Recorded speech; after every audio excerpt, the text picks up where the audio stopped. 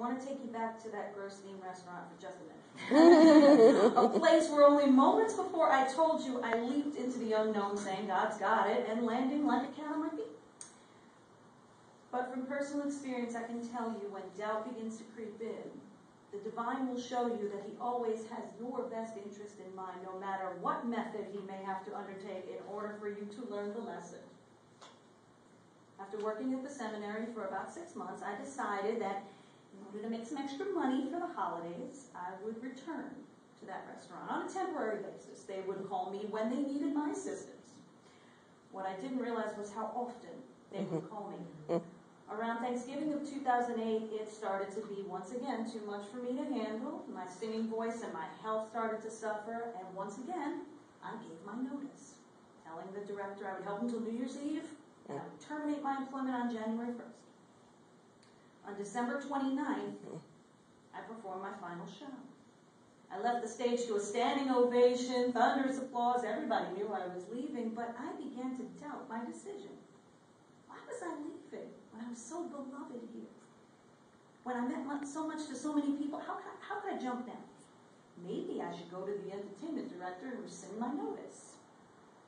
Hours later, while performing a piece of improv for a group of tourists and doing a stunt I had done many times before, I came crashing down about 18 feet onto a metal landing below.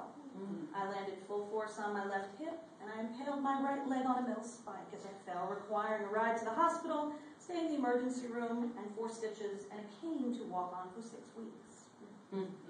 Doubt about my divinely guided employment led to a sense of, I know better than you do, God. And this fall was a sign from the divine. Always know that no matter what decision you make, God's got it.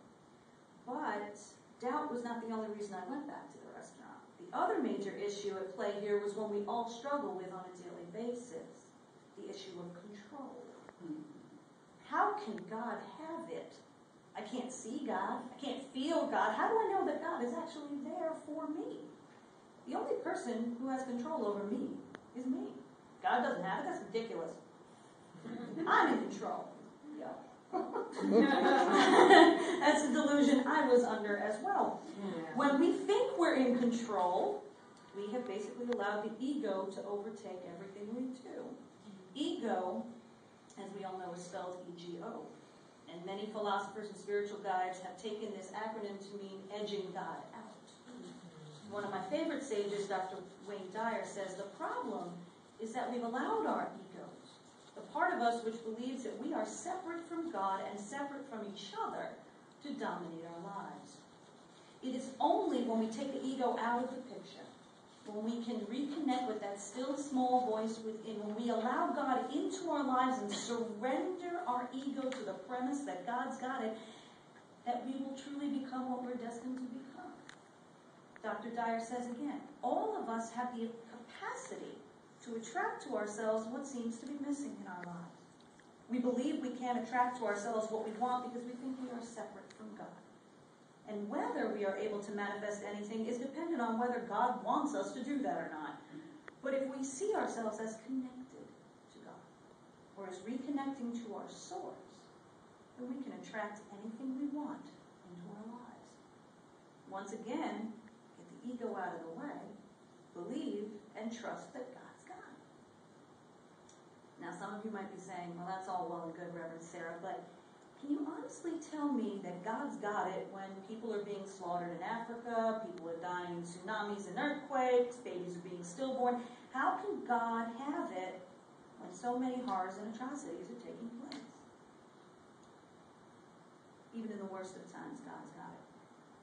In the Lord's Prayer, the words are spoken, Thy kingdom come, Thy will be done on earth as it is in heaven. It's all up to God. As human beings, we don't get to pick and choose what the soul's journey ultimately is. We don't get to know what another person's soul needs for this journey. We don't get to say whether these atrocities should or should not be taking place. They simply are. But if we see every individual as a child of the divine, made in God's image, then we will know that the soul in that body is here for a reason. We don't get to know what the reason is.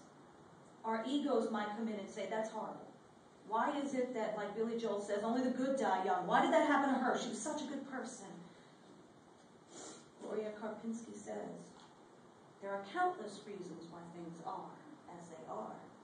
People are evolving, learning to master limitations, make sacrifices, conquer fears, learn compassion. When prayers don't seem to relieve another's suffering, I refuse to numb myself with platitudes. Rather, I pray to understand. Seen or unseen, the prayer is answered. No prayer uttered for anyone is ever lost. Even in these cases, when it may seem the darkest and the world is crashing down, know that for the highest good of all concerned,